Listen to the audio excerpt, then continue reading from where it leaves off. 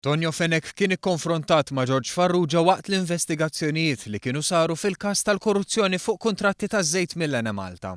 Fejn jidħol il-Ministru ieħor li ġie mitlub jgħin. Tonio Fenech.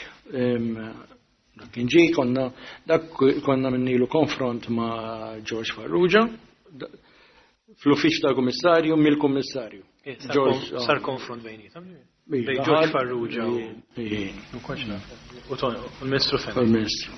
Dan sostnieħ l-eks assistent kummissarju Michael Kassar li kellu sem ewlieni fl-investigazzjonijiet li kienu qed isiru fil-każ taż-żejt. Fil-fatt Tonio Fenech kien wieħed mill-persuni li ntalab biex jgħin fl-investigazzjonijiet li kienu saru.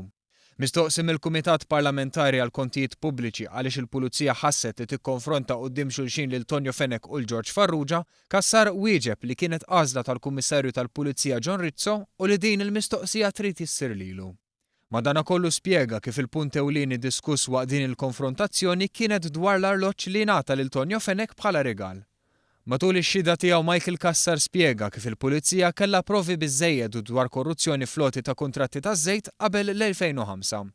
Żied jgħid li l-proklama li ngħatat lil George Farrugia saret biex dan jikxef dwar jekk kienx hemm korruzzjoni wara l-2005, jiġifieri wara li Tancreta Bone spiċċa minn chairman tal-Ene Malta.